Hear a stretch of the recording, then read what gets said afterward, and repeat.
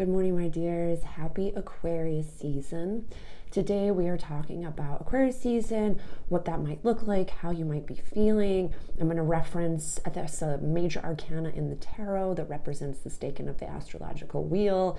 I'm going to give a little bit, this is kind of like a big deal. It's one of the biggest astrological weeks of the year. And one of my favorite things about Aquarius is my nephew's in Aquarius, and this face is like, why would you think I'm judging you?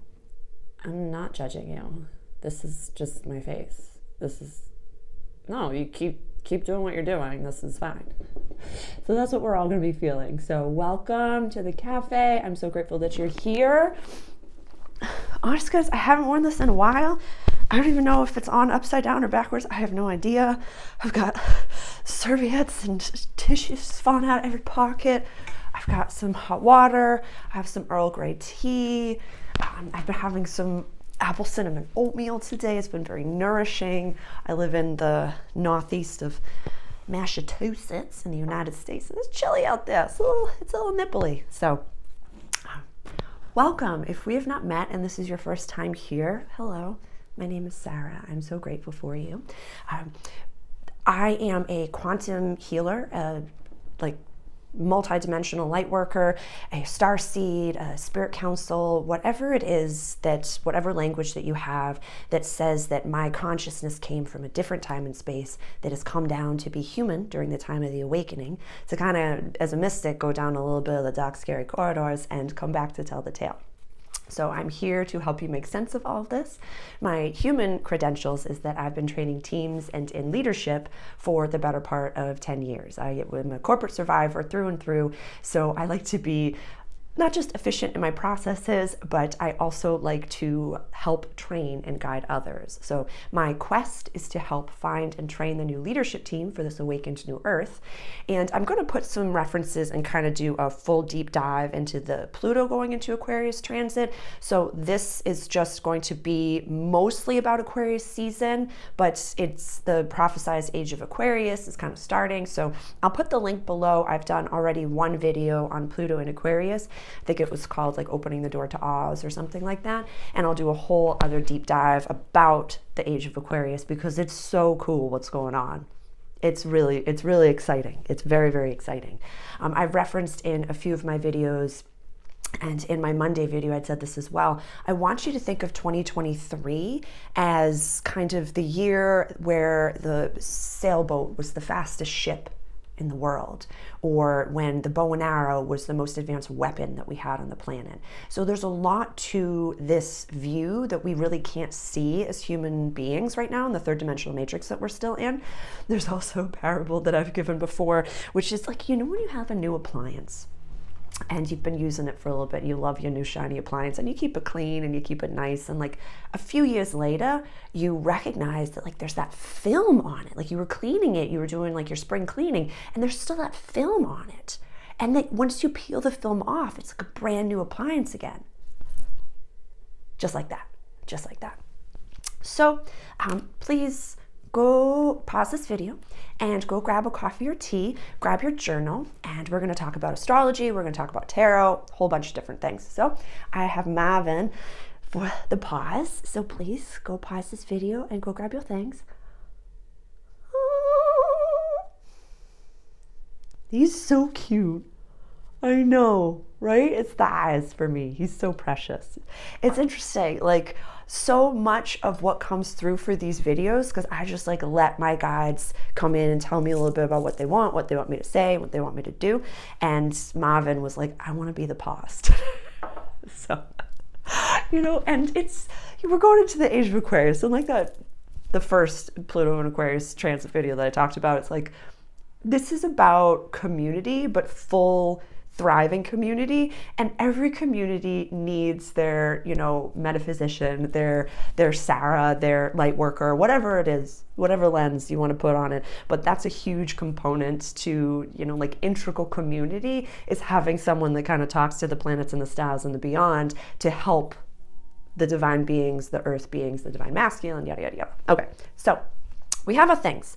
And I have the general astrological wheel behind me, and these are what the planets are going to look like on the 20th of January, the start of Aquarius season. And I had written down a whole new world, but it's Oz Pot 2 basically. So over here, and this is your chair, so pardon me, I'm just going to have to move it to the side for just 1 second so you can see. So the general astrological wheel starts in Aries and goes all the way around to Pisces. So the only planet that's going to be retrograde at this time is Uranus over here in the sign of Taurus. I just want to time out for 1 second and just have you jot down in your journal where 19 degrees of Taurus is, as well as 15 degrees of Aries is. And if you have absolutely no idea what that means, please reach out directly. I can walk you through how to find a free birth chart. Like, they're just like put into your DuckDuckGo, into your search engine, free astrological birth chart, and find out where these points are falling in your chart. Sarah, why are those 2 points important? Because Uranus has been just like sitting there for a bit. It's going to go direct on the 27th. Yeah, on the 27th. On the 27th? Yes, on the 27th, which will be all systems go, everything. All the planets will be direct, so things will just have a little bit more of a quicker pace. But it's been parked at 19 degrees for a bit, so check where that's falling in your chart, as well as Chiron, our little wounded healer, the wounded warrior over there. He is now direct. He went direct, I want to say it was the 26th of December, 2023, and he's still trying to pick up the pace. So he's been sitting at 15 degrees. He's been sitting at 19 degrees. I just wanted to highlight those and check where those are falling, because it might feel intense. It might feel extremely exhausting. If we use the general wheel, this is sitting in the sign of Aries in the first house of myself, the storefront view of me, how people perceive me. And it might feel terrifying to show the world who you really are. Truly. It might be so scary to say, I talk to angels, or, I amalgamize 2 different worlds and this is how I function, or whatever this little this is woo-woo. Oh, yeah, this is woo-woo. I get it. The first time that I put me fully going into trance and channeling my guides, and not in the one-on-one conversation that we have here, but literally let them take over, and I speak in different accents to highlight that it's a different guide, I was scared. Really scared. But I've been doing that for a very long time in my private space, in my private life. And so we have to always remember that who you are when no one is watching is who you are. And I can't sit there with messages from divine guides and divine spirits and think that that's just for me. That would be very selfish of me. So they're meant for the world. They're meant for all of us to share. And I'm not the only person on this planet who does it in any capacity. There are hundreds of thousands of other beings, millions, I'm sure, I have no idea, that do things in a very similar way that I do. So it really is just who resonates with you.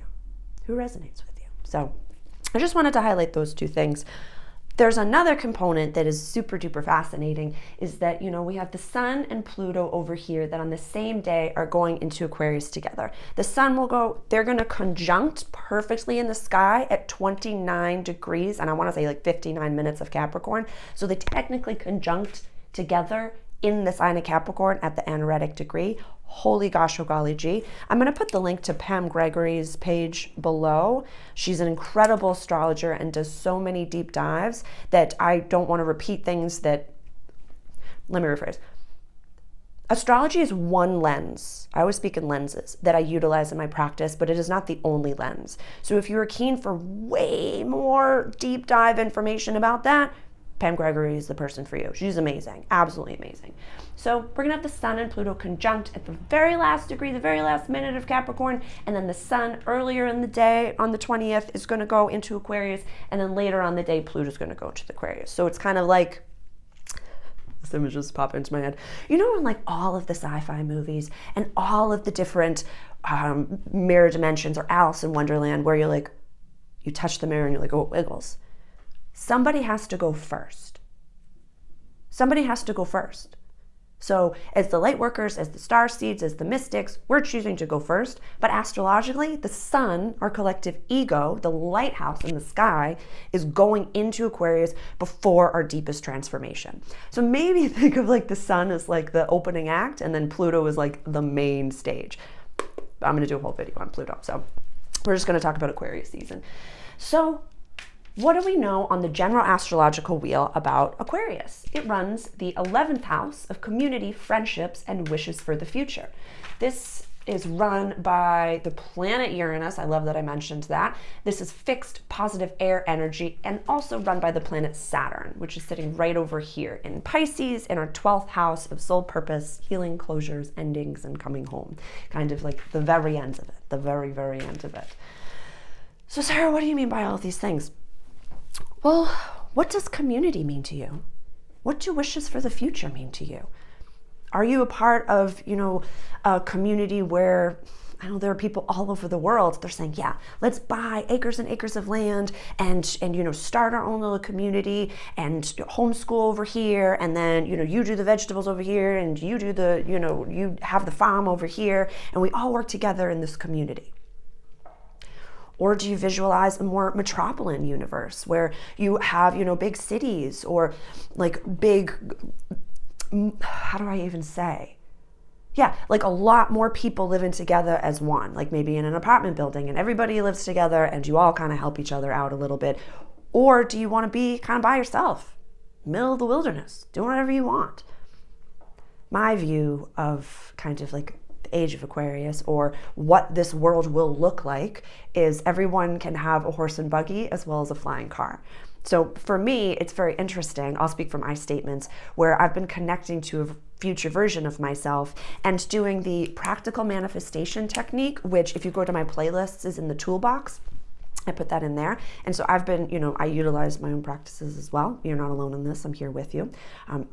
In my perspective, there are no living gurus on this planet. We are all guides. And if this information resonates with you, it's for you. But there are no gurus. Pardon my crassness on this next little bit, but like if you poop on the toilet the same way that I do, you are no guru. Absolutely not. Absolutely not. And no matter what I can do or any other starseed light worker, astrologer, spiritual counselor, whomever, I'm not going to should you, but they ought to be empowering you to do these things on your own. I did a whole chat, a whole talk, a whole lecture on kind of the end of therapy and what that might look like for you. Because I find that if you're just constantly going to someone and you're giving them your money, but they're not actually giving you accessible, applicable tools to help yourself or go to the root of these issues, where's Chiron natally falling? Like, where does that fall on your chart? Look at that. Look at that. And they should be empowering you. Again, I don't want to should you, but for lack of a better term, it's available on this planet that you can have a spiritual counselor, a quantum healer, an astrologer to read your birth chart and to say, this is why we contracted these things before we come into human form, in my practice and perspective. Your soul chose your birth chart. We have a very specific birth chart and said, these are the problems I'm going to have. This is my life path. These are the lessons that I'm here to learn. We have to understand that Earth is a mastery school for consciousnesses. We are bits of stardust as well as the lowest density beings. So although you can connect multidimensionally and in quantum times and spaces, all over time and space, you're still in a third dimensional matrix and you have to understand anger and you have to process frustration and you have to process these things that actually aren't in other areas of the world. I'm also going to highlight the work of Ann Tucker. And it's a very fascinating amalgamation of all these bits of information. So that's all I have to say about that. A few components to this chart that I find to be super duper fascinating because we've been in Capricorn season, which is cardinal, negative, earth energy. They're the goats. They want to get things done. Capricorn runs legacy, public life, career. Although your everyday life and practical service, kind of like the job you do every day, is run by Virgo in the 6th house. Cap is like, they're the goat. They're the goat. That's why Cap season is the first of the human year, where it's like we set those intentions, we want to boss up, we want to do all the right things. So we've been in this time period since the, when was it?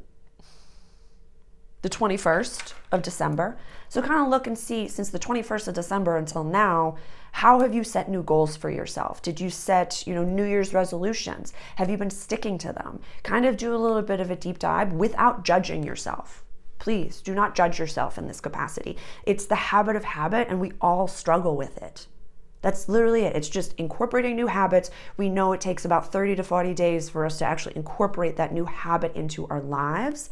But don't judge yourself. Just say, from this time to this time, what were the intentions that I was setting, and how many of them are really sticking? So we have a full moon coming up in about a week, on the 25th, give or take. And so that's a perfect time to kind of give things back to the moon. It's going to be in the sign of Leo, which is, I'm getting a little all over the place. But one of the components that I find to be very, very poignant and fascinating is that we have a trine, really beautiful, free-flowing energy from the sun at 0 degrees of Aquarius to the moon at 0 degrees of Gemini. So it's a lot of information. Both air signs. This is a lot of like if you think of the Gemini, they have 2 functioning brains. Mutable air energy. They're run by Mercury. And so if you are a Gemini and you've ever been told that you interrupt too much or that you're, a little bit scatterbrained, it's just because the person communicating with you never really took the time to get to know you. You have a very, very fast functioning brain. If you've ever met a Gemini moon, holy gosh, oh golly gee, they just like download over here. I want to teach you over here. It's just magical stuff. So when the sun and the moon are in trine to each other at the 0 degree of air signs, this is going to be, dreams are going to be coming in hot. Let me rephrase, my guides are kind of offering information. So if I'm ever just talking to you here, my guides show me images here. And then when I'm doing one-on-one sessions, I have a few other past lives that are going on over here. So it's usually minimum of 3 views. Minimum that I have right now in my personal life. It's just been, like 6 and 7 over here, but it's a lot of that has to do with my Aquarian or Atlantean past life, pardon me. So if you're interested in that, I have a whole playlist on some of my past life tales. So I only have about 13 of them up right now, and I have a few more that I do need to share. So this is my last human life, so getting all these bits of teachings out to you is part of my quest. So my guides are saying that however you understand and receive your downloads, whether that be in dreams, whether that be when you're driving and you just get ideas, when you're in the shower, you get ideas, when you do mirror work, you get ideas, when you're free scripting or free journaling. What do you mean by that? You kind of ask yourself a question on your journal, and then you put on a timer for 60, 90 seconds, 5 minutes, whatever it may be, and you don't take your pen off the paper until you get to your unconscious and your subconscious levels inside of yourself. And you need a pen to do this, not just, I have an entire video on my love affair with pen and paper journaling. I just have to implore you to start teaching, like connecting with yourself as a captain's log. There will be a time moving forward where you can trust absolutely no one but yourself, including me. There are times that I will not have the answers for you, that you will be the driver, the captain, the director, the viewer, the cosplayer, the whole thing. And having a pen and paper journal to be able to go back and reference, without question, one of the most important tools that you could ever possibly have in your toolbox. So actually, I'll put that in the toolbox. So pen and paper. I'll put that in the toolbox so you can just go and reference the toolbox playlist that I have. So however, my guides are saying that however you receive information in your most accessible way that doesn't scare you. Sarah, what do you mean by that? If you're thinking about one of your ancestors or a relative that has recently passed on, and then you see 1111 or birds fly by that you used to love those birds, that's accessible. But if you're sitting there and you're thinking about Granny and she physically pops up in the living room, you might freak the frick out. Yeah, you might freak out. And that is a lower density. Fear is a lower density vibration. And that angels or, multidimensional, interdimensional beings are, 5, 6, 7, way up there. 11, 12, 13, I don't even know how many there are. But know that when they are connecting with you, you have to be in a love frequency. You have to be, or else they cannot stay.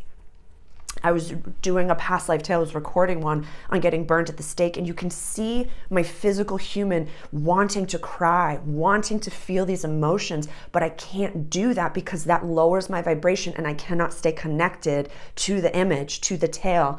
And so it's a very, I don't want to say difficult, but it takes incredible practice and incredible focus. So start where you are. Start wherever you are. So I would say, however you're ancestors talk to you, whether it be in dreams, have a dream journal, leave it next to your bed, and start to talk to them in ways that make sense. What do you mean by that, Sarah? Write down your questions in the journal. In my dreams, I'd really love to connect to my grandmother. We used to have coffee together all the time, and I loved hearing her stories. So I would love to just meet her at the cafe table and have a chit chat about what it is that she's offering to me right now to be helpful during the time of the awakening. It might take 2-3 days, 3-4 days. You never know. Maybe it's pendulum work. Maybe it's in tarot. Maybe, however that looks for you, what is your most accessible, like fear-free way that you do your woo-woo? Is it in meditation? Do you get visuals? Are you clairaudient, clairvoyant? What does that look like for you? Step into the most accessible way during this time. Because let's just look at the houses that this runs. We did community, friendships, and wishes for the future. And then the moon, communication, language, early learning, and short trips. This is your family, your siblings, your immediate surroundings. And this is the community, but like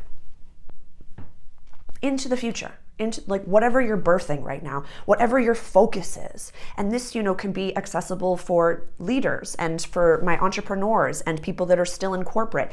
We know as forward thinkers, we have to be efficient in our processes. We have to really be able to unpack things in a very, very accessible way. So as you're incorporating your spiritual practice, incorporating some of this language into your daily practice, into your work, you have to be open to, how am I learning this? How am I actually accessing it? Is it here at the cafe with me?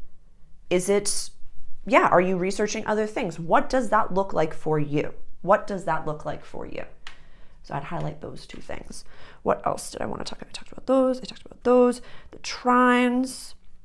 There's a few other bits that are kind of helpful, but a little bit wide. I know that, again, referencing Pam Gregory, but there's a few other amalgamations of energies that I'm just going to highlight and reference. They're a little bit wide.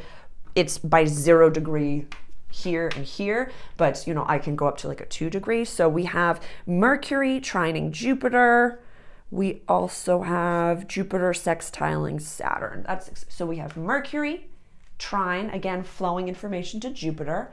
This is in our house of legacy, public life in Korea. This is our house of money over here. I know, it's kind of exciting. Go back and watch my Monday video, and that what I'm saying will make sense. And then we have a sextile, again, a little bit of flowing, Jupiter to Saturn. These are outer planets as well. They're a little slower. So look at it like a quest. The sun is giving you more information. The moon is giving you more information. Mercury is our Hermes, our collective Hermes in the sign of Capricorn. Mercury runs Gemini over here. Gemini is connected to Mercury. Mercury is talking to Jupiter over here, which is run by Sagittarius, which I'm getting all over the place. But you see, oh my God, I literally just saw the meme of that guy with like all the connections and stuff like that. I had someone call my boards once my serial killer walls. So yeah, we're not friends anymore. Yeah. But I'm grateful for that lesson because I just saw it. I just saw it. Like, it all makes sense. It does all make sense to me. But what makes sense to you? Think of my eye as well as your eye as fly's eyes, or as a disco ball, where we have all these different facets that are coming together, or just multiple screens for my corporates. Like you have 2 different computer screens, and one of them is broken up into 4 different computer screens, and one of them is a Zoom call over here, and then you have music playing over here, but you don't really remember where it's coming from.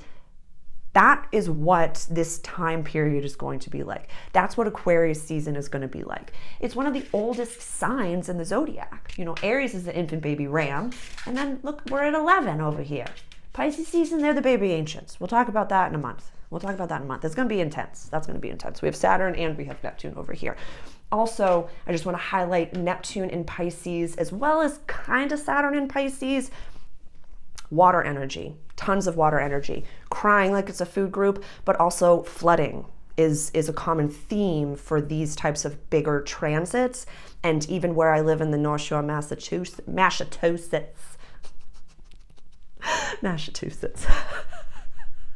Sorry, Massachusetts. There it is. We did it. We did it. There was a significant amount of flooding, and I live on an island, it's a little East Coast island town, and it's, yeah, the ocean kind of takes over sometimes. I'm not kidding. I'm not kidding. Do your own research on that, but I just wanted to say historically Neptune in Pisces, and I think maybe Saturn in Pisces, has been a lot of flooding. And so just be cognizant of that, or if that's something that's going on. It's a nice accessible lens to say, oh, astrology before the awakening or before all of what's going on is just kind of history, math, and patterns. It's very accessible. We know that when this planet is in this sign, this is what's happening. So I want to reference the minor arcana cards. I'm just going to parlay over into the tarot really quick. And so every minor arcana card represents a specific decan of the astrological wheel. We have major arcana cards as well as court cards that represent certain astrological signs as well. But I'm going to, the link below for my Patreon group for its tarot readings and teachings, the link is below as well as in my about section and kind of all over the place. So if you're interested, I'm not going to repeat what I say in that group. I'm going to kind of let that group speak for itself. But in that group this week, the tarot,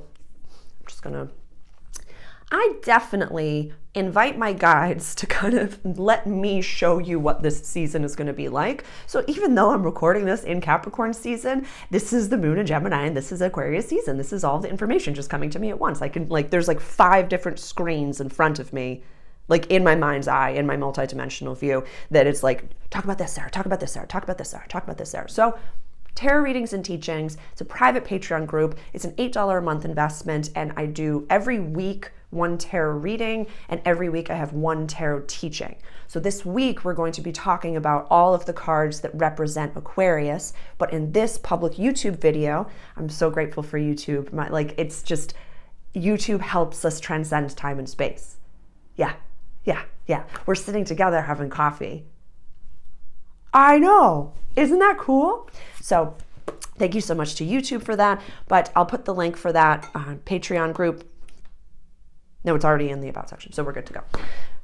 These are the minor arcana cards that represent Aquarius. So from 0 to 10 degrees of Aquarius. It's this card. How do you feel? Yeah. Because my group and my community, we're leaders. So normally, Gen Pop identifies with these 2 beings over here. It's kind of like sorrow. They've lost a battle, and they're just kind of a little bit woe is me about it. But my leaders, and myself included, I was identify as this guy. He's pick up the pieces and move along. Pick up the pieces and move along. It's okay to do that. It's really okay to do that. It's kind of giving me the vibes of the 5 of Cups, where he's looking at the 3 cups that fell over and not the 2 that are really there. Whereas he's picked up the pieces and what actually does serve him, and he has to kind of leave some people behind. It's also something that, when it comes to codependency work or when it comes to the steps, you stepping into your healthy community, your best and highest and most authentic timeline for yourself, you have to leave certain beings, but also certain ideologies, belief systems, certain rigidity. This is fixed air energy. So we have to really be able to say, this is questioning my belief system, and I just need some time to process it. And know that you have infinite time and space between action and response. Don't react. Wait to respond. There's tons and tons and tons of information on all of my videos about the parable that I just gave, so I'm not going to repeat that here. But this is, 0 to 10 degrees of Aquarius. I love this card. I love this card. I have a really beautiful connection to Eli the boatman in my view. I do, and I'm studying and I have been doing like very shamanic things, I've been told. So it's very fascinating to me to be doing work with the boatman subconsciously in a way that really works for us. So I had a really great connection to him the other day. We had a good meditation. And there's a lot of people that are kind of choosing to exit this planet right now. So if that's something that is going on in your life, please reach out directly to hold, and I can hold space for you. I became a minister, I think it's been 2 years now. I am really able to help you process in a way that if, Jesus is your language, if the book is your language, I'm happy to help you process. So these 6 swords do not weigh the book down. And I love how divine masculine this is to hold space for the divine feminine and the children, where this could be a journey, this could be recovery after an experience of battle. But this is a really powerful minor arcana card. There's a quietness to it. There's an acceptance to it. So remember, what is the last stage of grief? It's acceptance. So although it might feel as though everything about what we're experiencing right now is super duper scary, no, I actively choose. I'm your corporate court jester. I'm your violinist on the side of the Titanic. None of what I tell you to do is easy, really. And it takes patience, and it takes dedication, and it takes daily work and effort. But please, I saw this little meme the other day, like the scariest thing is waiting to start whatever it is a year from now. Like, yeah, it takes years to develop all these different things, all this newness, whatever that looks like for you. But don't wait, just start. A journey of 1,000 miles begins with one single step. So just don't let the fear of the habit or floundering or, stinking at something, don't let that fear stop you from taking the first steps. Because as soon as you start to trust the universe, the God of your understanding, I use the term God brazenly. So if that is triggering, just replace that with universe, God, goddess, all there is, whatever word that you use. But when you trust God, and you let God be your sugar daddy. You let God be your divine masculine if you're divine feminine. If you are divine masculine and you are trusting the God of your understanding, everything happens seemingly out of nowhere. Out of nowhere. Listen to the God of your understanding. Trust the gods of this universe, the laws of this universe, and the karmic laws as well. I think I have to do a little bit more research on it, but it's like the Pluto going to Aquarius is the end of like a 7-generational karmic cycle. So a lot of the people and the light workers on this planet are just like about to be blessed, my darlings, about to be blessed in a beautiful way, So I know. We're going to deep dive in the Patreon group, so I'm not going to repeat so much of this here because this is one of the cards, kind of like the Four of Pentacles, which is what I had discussed 2 weeks ago. I did a deep dive into the Four of Pentacles, where when you see this card, you got to stop and ask yourself, and this is 21 to 30 degrees of Aquarius. So when you see this card come up in your readings, you got to stop and ask yourself, like, am I running from something? Do I think that I have to do this alone? This is community and friendships. He can't even hold all the swords. Yeah. And he's got that little smirk that, some tarot readers are just like, he's doing something mischievous and deceiving. It could be lone wolf style. This could be dynamic thinking of things differently, changing your thought patterns. There's so many lenses that we could talk about with this card, but I just wanted to offer this in my introductory video and say, if you're keen for the deep dive into the tarot readings and teachings Patreon group is for you. Sweet. Okie dokie. Is there anything else that I wanted to highlight? Yes. So The North Node and the South Node, this is something that is going to be affecting all of us for the entirety of 2024.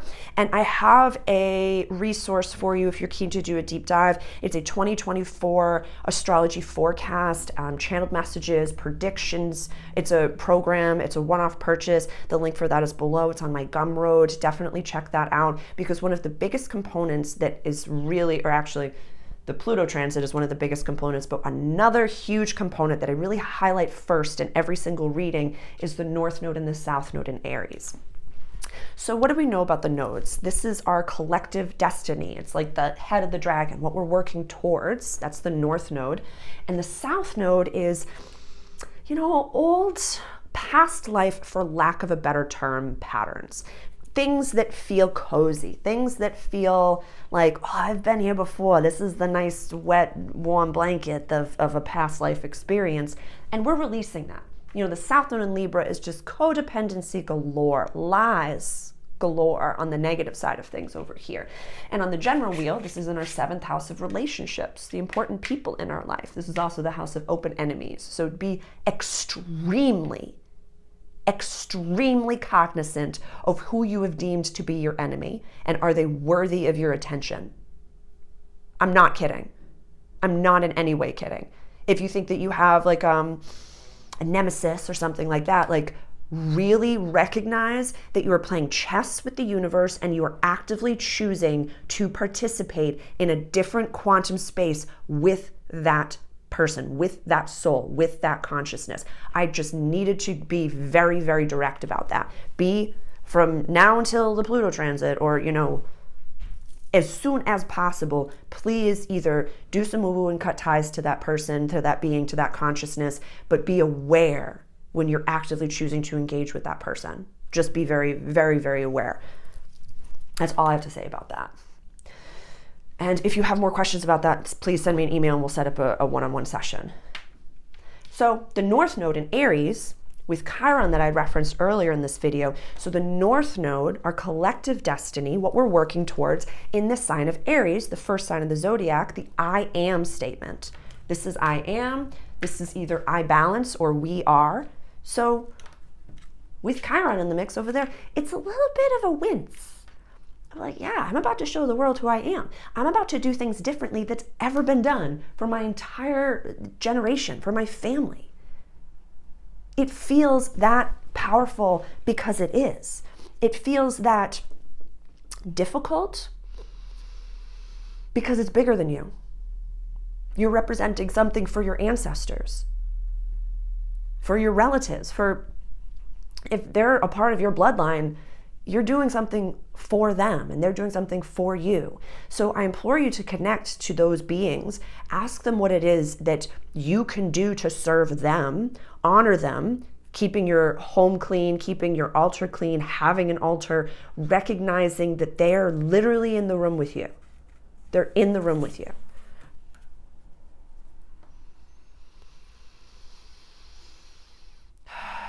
My guides are talking. Hold on one second.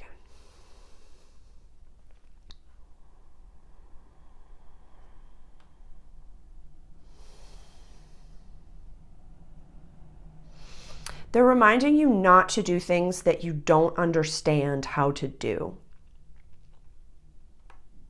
It's a big bad old world out there, but it's a beautiful big old world as well. Think of Oz. Please go watch the Pluto and Aquarius transit. It's, when it comes to spirituality and multidimensionality, it's a beautiful, beautiful, beautiful world, but we're still in the midst of the crumbling down of the old world. So although we're kind of in the Venn diagram in the middle of the old self and the new self, please check in with yourself, be grounded, and have an accountability buddy with you.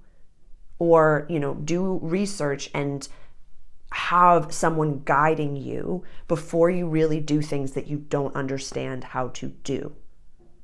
There's, just like I said in my Monday video, Pangea is split. And there's only so far that we can really utilize that ladder between the two worlds until the ladder falls and we can't jump back and forth. So definitely, I know that I could be all like, yeah, I've processed multiple timelines all at the same time, and it's great and it's wonderful. It is great and wonderful, but if you've watched any of my past life tales, I have, done really incredible things, and I've also been murdered. I have also died. I have also been burned at the stake. In Atlantis trusted too much. In Lemuria, we all as Lemurians came knowing that the whole world was going to fall to pieces. So this is not, my guys reminds me that I can be this rambunctious Aries Ram. I'm an Aries Sun conjunct Jupiter in my 5th house of play. Yeah. So it's just a lot. And I can be like, you can fly if you want to. Not yet. We will be able to teleport. We will all be in a telepathic space moving forward. My guides just really wanted to remind you that there is safety in multidimensionality. There are manners necessary in multidimensionality. One of the first times, and I really think it's recorded, it's way down on my YouTube page. I don't even know. It's the first time I really astral traveled with one of my guides, and we went to Venus, we brought back some, of the soulmates and stuff like that. It was amazing. And it was literally one of the first times that I was like, I'm astral traveling with my guides, and I'm have this, even my astral body has this shit-eating grin, and I was just like, this is great. This is amazing and wonderful. And we fly by this spaceship, or did I fly it? I have no idea what happened, but I bumped into a spaceship, and I'm just like, hi, what's going on? And they kind of looked over at me, and they're like, what's happening here? You're not as put together and demure as the rest of us. And I literally scream out to them. I was like, not scream, but in a telepathic, but I'm just giving this to you now. I'm from the United States. And they're like, oh, okay. I know. So you just have to be cognizant. You just have to be cognizant and set yourself up for success. Ground down as much as you possibly can. Have a practice every morning and every night, and just connect to your spirit team in the best of your ability. I have many resources. I'm not going to reference them all here. I don't want you to think that I'm constantly selling you something. If you're ready for a deep dive, if you're ready to do the work, I'm ready to work with you. I have many resources for you. But one of my most important lessons that I have learned is that we never go through anything on this planet unless it is to teach others and to help them. So all of your abundances, all of the lessons that you've learned, you have something to offer this world. You really do. And this is a pass along. We're all the hermit, constantly looking back and being like, oh, this is what I did. This is how it can help you. We have to constantly be helping others. It's one of my foundational values. Being of service. And a few years ago, if you're interested in any of my human story, my Waking Up Post Woke series is for you, definitely. And I had referenced that, there was a time where I was borderline homeless, and I had $2.02 in my bank account, and I, acquired a 10 by 10 storage unit because I had absolutely no idea if I was going to have to sleep there. And during that time, the free teachings on YouTube saved my life. I would not be the divine feminine mystic being able to process things in multiple universes at the same time. I would not have been grounded enough to be able to see all of these universes if it wasn't for the complementary content, the influencers that put out so much of their heart and soul. So I will always have my introductory videos be available for you. In my new moon and full moon workshop, Patreon, I give early access to the full moon and the new moon videos. So it's about a week in advance, and then I post them publicly on the day of. So when you're ready to deep dive, I'm ready to work with you. But like I said, I come from corporate, I've been training teams, I've been doing this for longer than 10 years. And so I am so grateful for the way that I can communicate and how accessible it is for many people. So that's it. That's all I have to say about that. Please comment below what it is that you're going through. What does Aquarius season mean to you? How can I best support you in this time? It's a really, my view of what is to come, like I had said earlier in the video, is that everybody has a horse and buggy and a flying car. There's good and bad and ugly in all of the different things, but it's really just how you view it and what is best for you. I'll see you next time. Ciao.